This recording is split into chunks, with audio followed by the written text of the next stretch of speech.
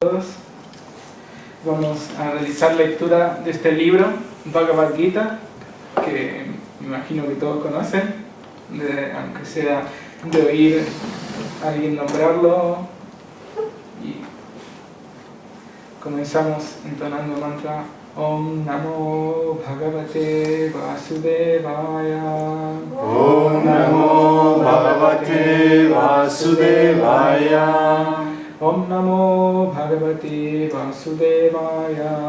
Om Namo Bhagavate Vasudevaya.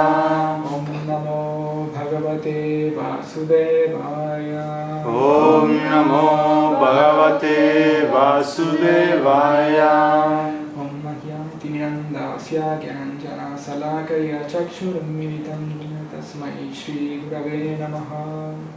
Shri Chaitanya Manobhishtam Stapitam Yena Bhutale Swayam Rupa Kada Mahyam Dadati Swapadantikam Vandeham Shri Guru Shri Yutapadakamalam Shri Gurum Vaishnavanscha Shri Rupam Sagrajutam Sahagana Raghunatam Vitantam Sajivam Sadvaitam Savatutam Parijana Sahitam Krishna Chaitanya Devam Shri Radha Krishna Pradam Sahagana Lalita Shri Shakambitamscha He Krishna Karuna Sindhu Dinabandhu Jagatpate Gopisha Gopika Kanta Radha Kanta Namostute Tapta Kanchana Gaurangi Radhe Vrindavaneshwari Vishabhanusute Devi Pranamami Hari Priye Namo Mahavananjaya Krishna Prema Pradayine Krishnaya Krishna Chaitanya Namne Gauratishe Namaha. Vanchakalpatarubhyascha kripa sindhubhya eva cha patitanam pavanebhyo vaishnavebhyo namo namaha. Shri Krishna Chaitanya Prabhu Nityananda Shri Advaita Gadadhara Shri Vasari Gaura Bhaktavrinda Hare Krishna Krishna Krishna Hare Hare Hare Rama Rama Rama Hare Hare. Vamos a leer el capítulo número 2, resumen del contenido del Gita, texto número 12, el que está apuntado aquí en la pizarra. Na tuevaham jatu nasam, na tuevaham jatu nasam, na tvam nime janadhipa, Na tvam nime janadhipa, na chaiva na bhavishyamaha, na chaiva na bhavishyamaha, sarve vayam matah param, sarve vayam matah param, na tuevaham jatu nasam, na tuevaham jatu nasam, na tvam nime janadhipa, na tvam nime janadhipa, na chaiva na bhavishyamaha, na chaiva na bhavishyamaha, sarve vayam matah param, sarve vayam matah param, na tuevaham jatu nasam, na tuevaham jatu nasam, na tvam nime janadhipa, na tvam nime janadhipa, na chaiva na bhavishyamaha, na chaiva na bhavishyamaha, sarve vayam matah param, sarve vayam matah param. ¿Alguien que quiera recitarlo así también? Natveham jatu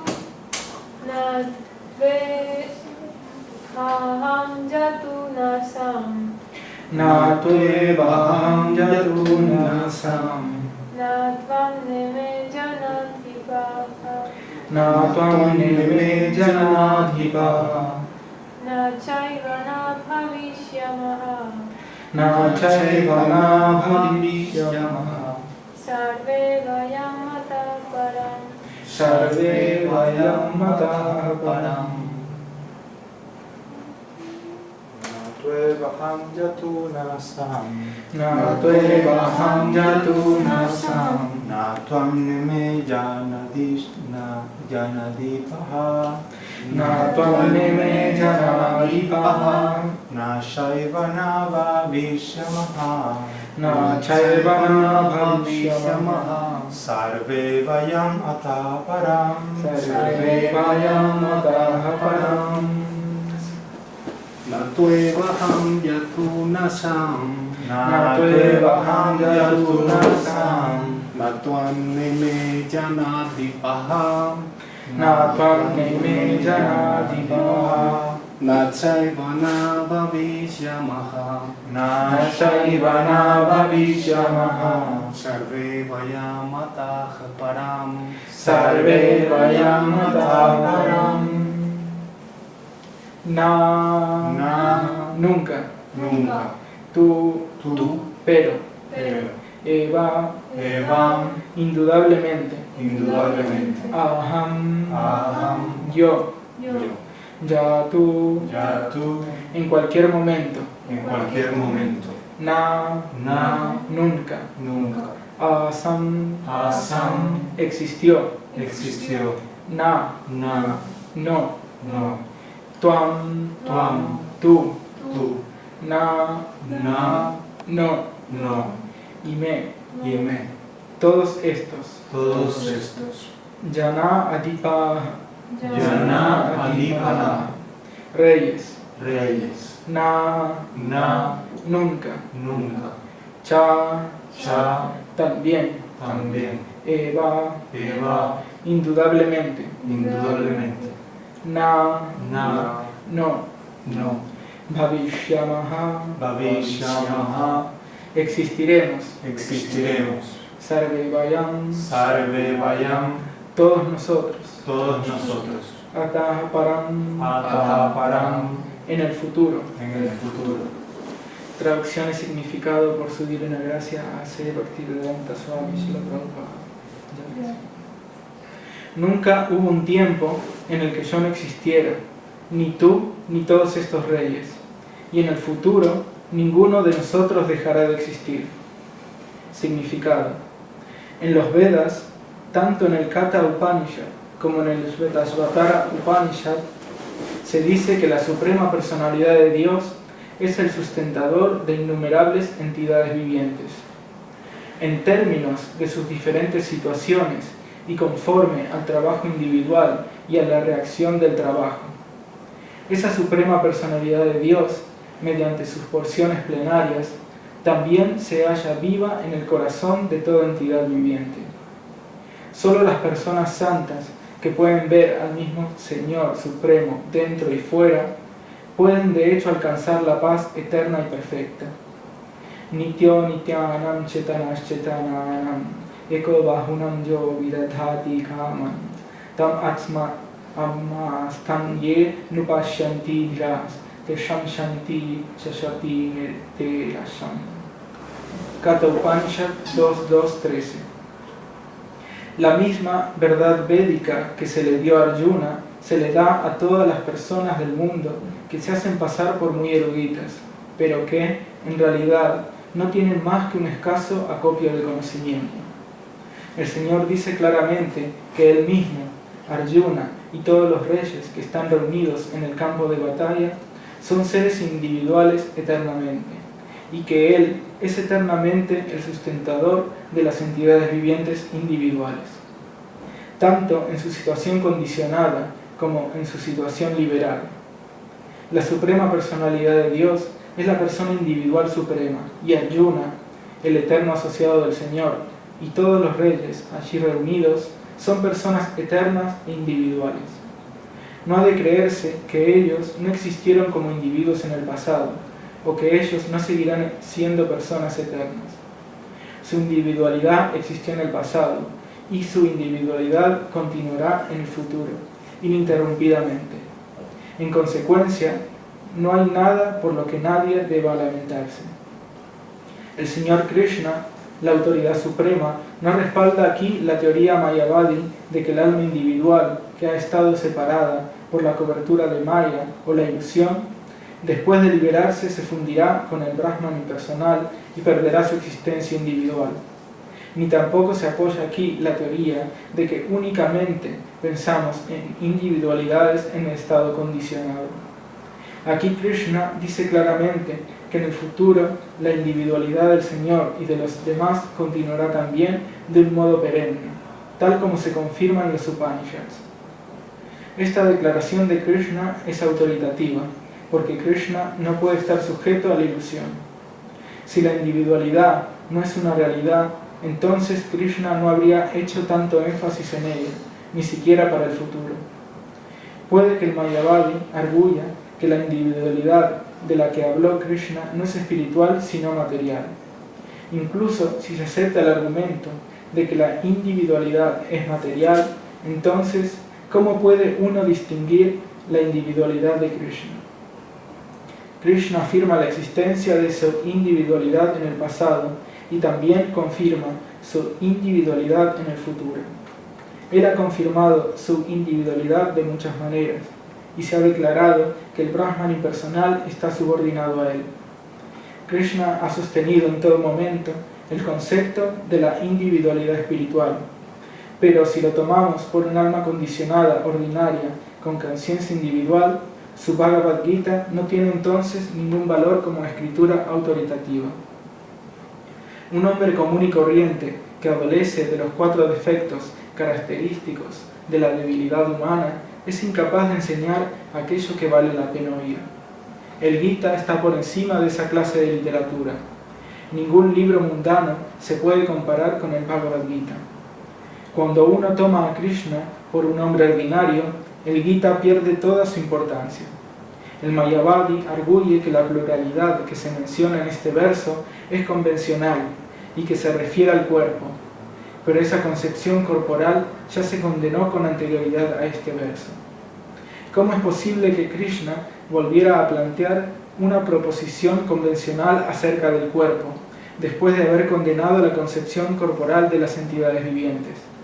Por lo tanto, el concepto de la individualidad se sostiene sobre bases espirituales.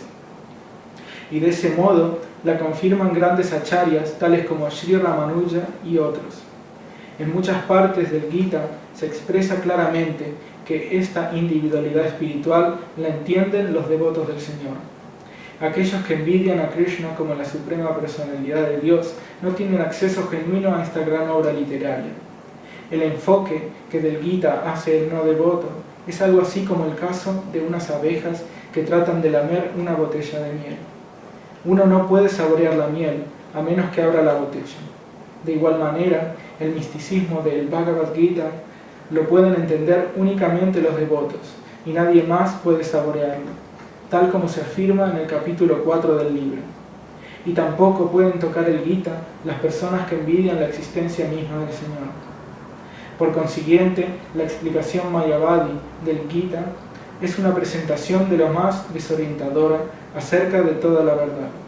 El Señor Chaitanya nos ha prohibido leer comentarios elaborados por los Mayavadis y nos advierte que aquel que acepta esa interpretación que la filosofía Mayavadi presenta pierde toda la capacidad de entender el verdadero misterio del Gita. Si la individualidad se refiriera al universo empírico, entonces no habría ninguna necesidad de que el Señor nos instruyera. La pluralidad del alma individual y del Señor es un hecho eterno. Y como se dijo antes, los Vedas lo confirman.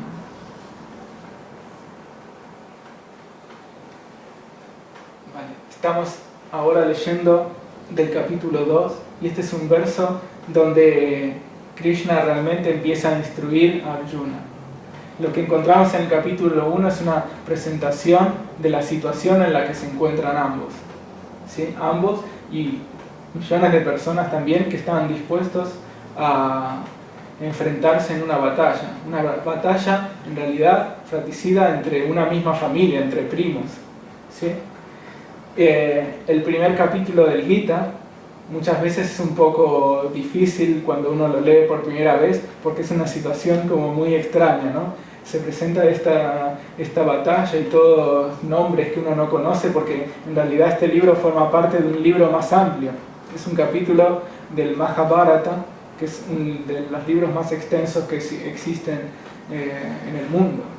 Entonces es un poco difícil al comienzo hacerse con todos estos nombres, pero es más difícil es como sacar algo que podamos aplicar en nuestra vida de toda esa situación tan extraña que se nos presenta al principio, antes de que Krishna empiece a hablarle a Arjuna, ¿no? Y el primer capítulo, Srila Prabhupada lo tradujo como observando los ejércitos en el campo de batalla. Y esto lo hizo esta traducción en base al, como lo nombra Vishwanath Chakravarti Thakur a este capítulo, pero en las versiones del Mahabharata aparece como Vijada Yoga, ¿sí? Yoga significa unión, ¿sí? En este caso se refiere a un proceso a través del cual nos unimos a un determinado objetivo espiritual, a un determinado tipo de conocimiento, a una experiencia de la realidad, ¿sí?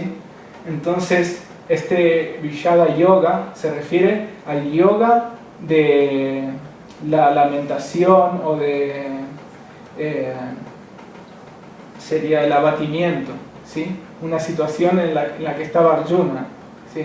Él no quería luchar con sus parientes, no quería derramar sangre, no quería esa violencia que se iba a efectuar, ¿sí? Entonces estaba abatido ante su situación, ante dilemas y conflictos que tenía en su vida, en sus situaciones. Entonces vemos cómo el abatimiento puede ser también un tipo de yoga, porque nos lleva a plantearnos otras cosas.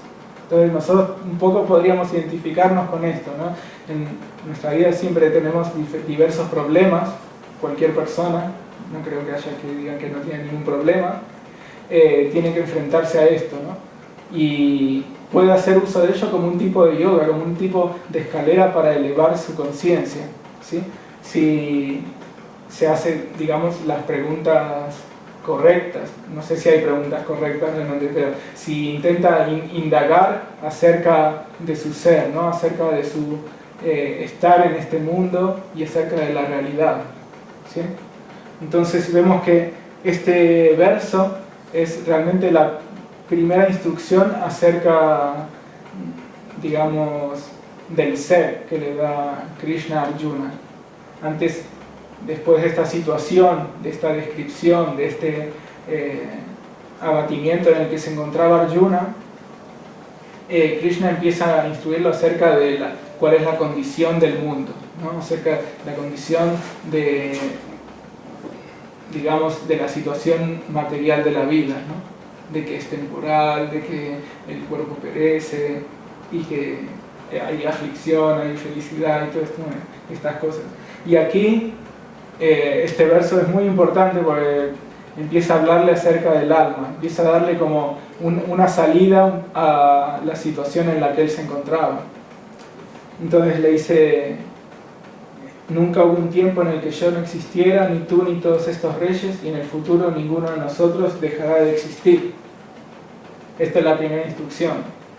Tú te identificas con el cuerpo, te identificas con el mundo fenoménico, con esta realidad que se te presenta inmediata a ti, en la cual continuamente está muriendo, está degradándose, está bajo el efecto del tiempo.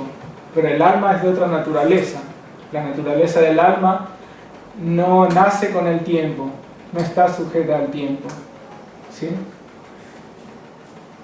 Por eso se la llama Prak-abhava, o que no se la llama así, sino que no está sujeta a Prak-abhava, ¿sí? Que no es sujeta a existir por el transcurso del tiempo o por el dinamismo del tiempo y de los elementos que forman la materia, ¿sí?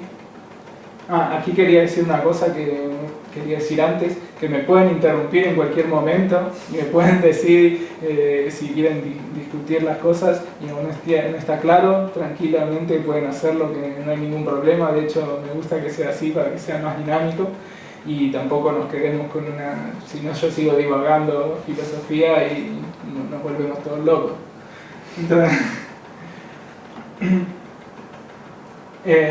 Entonces esta es la primera instrucción, ¿no? El alma es eterna, no tiene nada que ver con la situación que tiene el cuerpo, ¿sí? Si el cuerpo es perecedero, el alma tiene características de eternidad, tiene características de conciencia. La materia es inerte. Sin la conciencia que le imbuye el alma a todo el cuerpo, no hay posibilidad de interactuar con el mundo ni que se manifieste nada en este mundo, ¿sí? La conciencia es la que activa todo. Este es un problema que, según un artículo que me envió Janardan hace un tiempo, los científicos siguen planteándose, ¿no? Porque desde los recursos que ellos tienen para investigar el mundo, se les hace muy difícil explicar la conciencia, ni siquiera, o qué es, ni nada de eso. Bueno, los científicos no saben qué son las cosas. Ellos van explicando cómo son, digamos, cómo funciona esto, pero te pueden explicar muy bien digamos, cómo se mueve un objeto, diferentes leyes así, pero no por qué son así o por qué son exactamente. Entonces no llegan con esos elementos a indagar acerca de la conciencia. Pueden reproducir algo que pueda ver, ¿sí? Un ente artificial robótico que pueda ver, que pueda incluso tener tacto, pero todos esos sentidos no son la conciencia. A pesar de que puedan reproducir algo que haga todas esas cosas, no pueden hacer que surja la conciencia, ¿no? A través de sus creaciones. Entonces, esta es una de las características fundamentales de la jiva o el alma espiritual, ¿sí?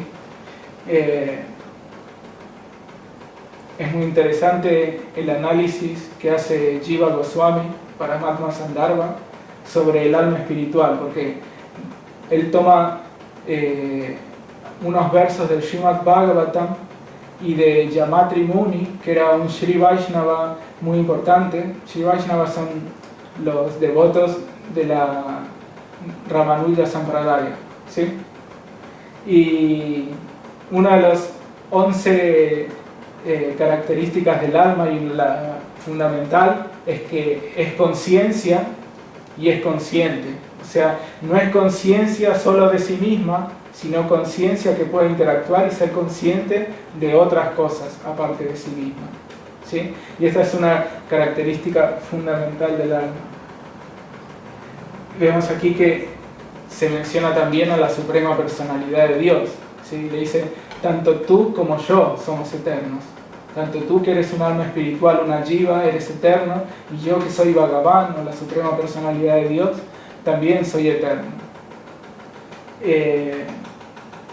Estos son dos aspectos de la realidad única existente que también explica Jiva Goswami en detalle. Ahí hay que conocer estas cosas, ¿sí? Cómo la realidad se manifiesta en sus diferentes aspectos. El aspecto Bhagavan es el aspecto de la Suprema Personalidad de Dios, el origen de la causa a causal de todo, ¿sí?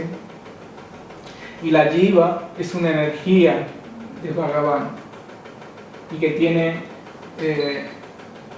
con respecto a Bhagavan una relación de identidad o de unidad y de separación al mismo tiempo, ¿sí? O sea, al ser una energía de Bhagavan, no es otra cosa que Bhagavan en cierto aspecto, pero es una energía, pero al mismo tiempo tiene su individualidad, tiene sus características propias y puede interactuar con Bhagavan.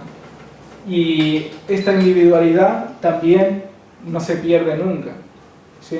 Vemos que hay diferentes escuelas de Vedanta o de pensamiento, de reflexión acerca de la realidad absoluta, y aquí se menciona la escuela impersonalista o de aquellos que aspiran al aspecto incualificado, impersonal o de Krishna. Entonces ellos tienen una visión un poco diferente a la nuestra, y aquí Prabhupada dice que menciona algunas de las diferencias que hay entre los Vaishnavas o los teístas, nosotros, y los mayavadis o impersonalistas.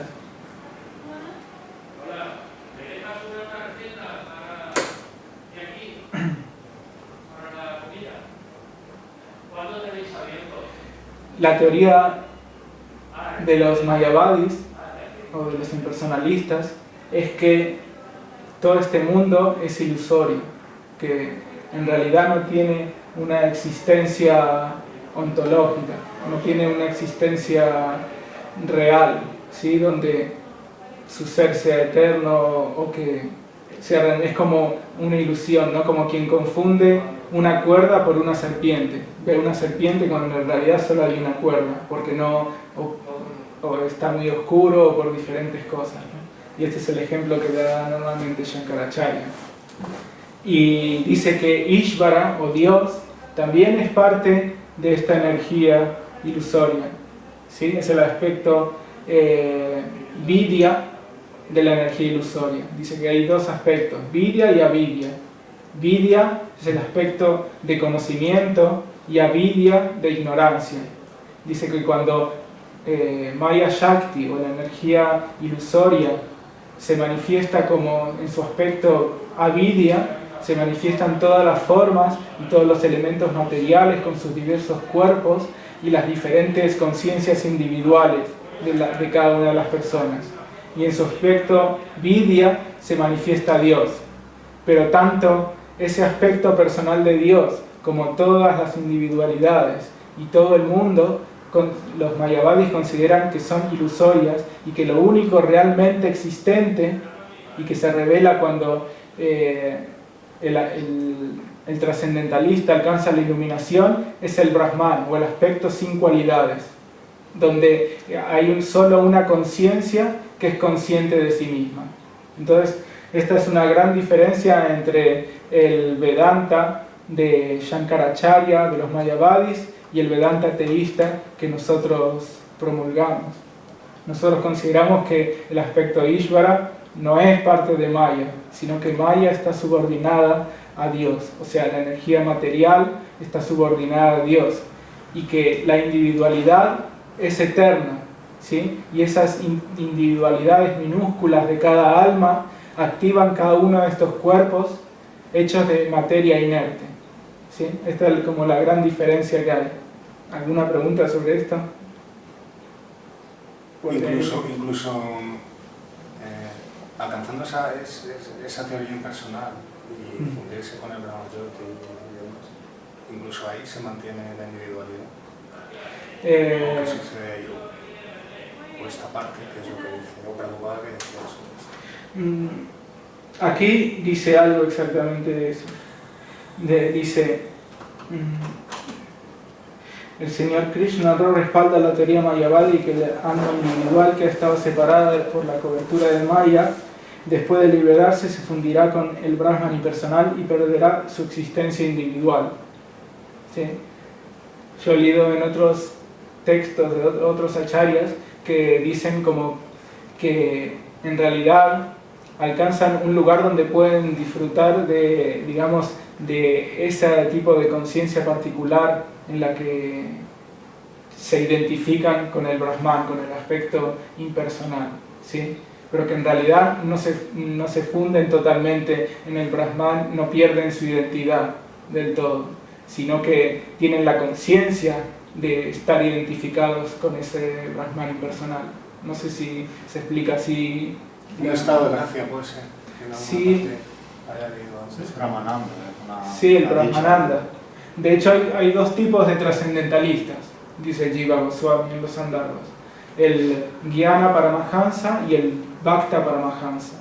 El Jnana Paramahansa es quien sigue el sendero que mencionaba aquí de Shankaracharya, de identificar su conciencia con el Brahman impersonal, ¿sí? Con el Brahman sin cualidades, ¿sí?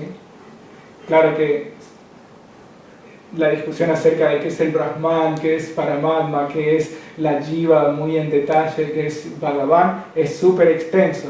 De hecho, todo este tema que comienza con este verso es de los temas más extensos y como más filosóficos que hay, incluso más que la propia descripción de la práctica, del sadhana.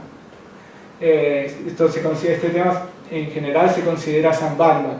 Sambandha es el Sambandha Jnana, o el conocimiento acerca de la relación, ¿sí? Se refiere a la relación que tiene Bhagavan o Dios, la jiva y la energía material, ¿sí? ¿Cuál es la relación de Bhagavan con respecto a la jiva hacia la energía material y cuál es la relación, ¿sí?, entre ellas, ¿sí? ¿Cuáles son sus categorías y cuáles son? Todo este conocimiento hay que ir muy poco a poco. Yo intento hacer un pantallazo aquí un poco general, introductorio hacia el alma, pero cada uno de estos temas es muy extenso, ¿sí? O sea, algo, bueno, por ejemplo, que yo he leído, ¿no?, de los acharyas que comparan una gota de Prema Bhakti con un océano de Brahmananda, ¿no? Que algunos consideran que el fundirse como el Brahmayoti es hasta cierto punto como un suicidio espiritual, porque uno está perdiendo la oportunidad de servir a la divinidad, ¿no? Que aunque tú logres, o sea, aunque logres un estado de gracia por comprender que eres Brahman, que no eres este cuerpo, sino que eres espiritual, pues hay la oportunidad de tener un servicio activo hacia la divinidad la estás perdiendo y por eso es descrito por algunos como...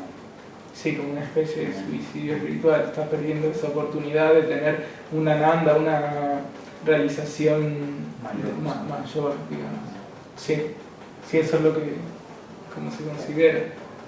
Pero sin embargo, según la descripción de Jiva Goswami, no deja de considerarse a estos Jnana Paramahamsas como Paramahamsas, o sea, como grandes personalidades también dedicadas a lo trascendental, ¿sí? Vemos que también grandes personalidades que estaban situadas en el Atma Jnana o en el Brahman impersonal, luego por escuchar de boca de devotos narraciones acerca de Krishna y del aspecto Bhagavan y de la devoción y de la ananda o la felicidad que se obtiene de esa relación con Krishna, se han dedicado al Bhakti también, a la devoción.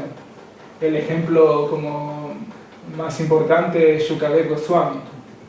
Como que Shukadev Goswami apenas nace, sale corriendo del vientre de su madre y se interna en el bosque, así como una baduta, sin prácticamente desnudo, ¿sí? Comiendo ahí raíces, lo que hay por ahí. ¿Cuántos años estuvo? No sé exactamente cuántos años. 16. No, pero eso es cuando estuvo en el vientre, pero luego no me acuerdo si se dice exactamente cuánto tiempo. Lo que sí sé es que él estaba ahí inmerso en su realización e identificación con el Brahman impersonal, y los discípulos de su padre, de Vyasadeva, se internaban en el bosque a buscar leña, enviados por su guru, por su maestro espiritual, y recitaban por orden de él ciertos versos selectos del Srimad Bhagavatam, en donde se relatan los pasatiempos de Krishna del 10º canto, ¿sí? Ciertos versos. Y lo hacían así para ver si tal vez Shukadev Goswami los escuchaba y se sentía atraído a esas narraciones y a aprender acerca de ese aspecto. Entonces, después de un tiempo, y que iban al bosque, buscaban leña, iban cantando estos mantras, resultó lo que pensaba Vyasadeva, de que su hijo Shukadev escuchó estos versos, estas narraciones, e inmediatamente se sintió atraído, como se sentiría hacia un gusto superior, hacia una realización superior a la que él mismo tenía. ¿Sí? Él estaba en el Brahmananda, o la felicidad del Brahman, y se sintió atraída hacia desarrollar su devoción hacia Krishna, una relación personal de amor para Krishna. Entonces, ahí fue que fue al ashram de su padre, de Vyasadeva, y Vyasadeva lo instruyó en el Bhakti, enseñándole el Srimad Bhagavatam, ¿sí? Y a su vez, él luego recitaría el Srimad Bhagavatam y para el beneficio de todos nosotros. Pero este es el origen del Srimad Bhagavatam, es trascendental, no se considera que tenga un autor humano, se considera Paurusheya, pero se manifiesta en el mundo a través de Vyasadeva. ¿Y cómo se manifiesta a él? A través de Samadhi, a través del trance en el que él experimenta las verdades contenidas en el Srimad Bhagavatam y las presenta en forma de sucesión discipular a su hijo Shukadeva Goswami, ¿sí? Y Shukadeva Goswami, a través del proceso de escuchar, que es el primer proceso que se describe en el Bhakti Yoga, también ingresa en este Samadhi, en esta realización, en esta visión de la realidad que su padre le inculca a través de la recitación del Srimad Bhagavatam. Entonces vemos cómo es el proceso. El Srimad Bhagavatam se manifiesta a través del Samadhi, y su último propósito es que nosotros también veamos la realidad de esa manera. No es simplemente que tengamos un entendimiento intelectual o simplemente repetir sin saber lo que estamos diciendo o por convencionalismo o cosas así, sino que se nos invita a una reflexión acerca de cada una de estas verdades que contiene el Srimad Bhagavatam y el Bhagavad Gita primero. Pero estas verdades tienen que ser reflexionadas y tienen que ser realizadas a través de la práctica. Pero para realizar bien la práctica hay que tener ciertos conceptos más o menos aprendidos en el buen sentido, ¿sí? Para que esta práctica sea más fructífera, sin confusiones, ¿sí? Que tengo poco tiempo. Entonces, esta es la importancia del Sambandha Gyana, de este conocimiento acerca de estas relaciones, que nos sitúa en una visión de la realidad desde la que podemos practicar y llegar al objetivo último, que se describe como el amor por Dios. Pero ese objetivo último, de alguna manera, ya está contenido en este Sambandha Gyana. Se cae de maduro de entender realmente a conciencia este Sambandha Gyana. Por eso todas estas tres divisiones que se hacen del conocimiento de Sambandha, Videya y Prayojana son importantes, comenzando por Sambandha. Avideya es el sadhana, o sea, la práctica, ¿sí? Meditar en Krishna, cantar mantras en forma congregacional, escuchar la recitación de las escrituras y conversar acerca de estos temas. Todas estas son prácticas devocionales y uno debe llevarlas a cabo para llegar al objetivo, Prayojana, que no es otro que amor por Krishna, ¿sí? Establecer una relación de unión a través del amor con Krishna, no de unión como identificación de iguales con Krishna, sino unión en el amor, ¿sí? Y este es el Prayojana. Vale, unos minutos si quieren comentar algo más.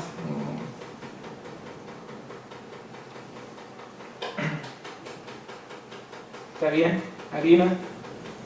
Sí, justo he leído en el libro de los Goswamis que hay, no me acuerdo de los nombres de las deidades de Vrindavan. Sí, Madhana Mohana era para Sanatana Goswami. No, lo de Sambandha Videya y sí, también. Luego, la otra, ¿cuál era?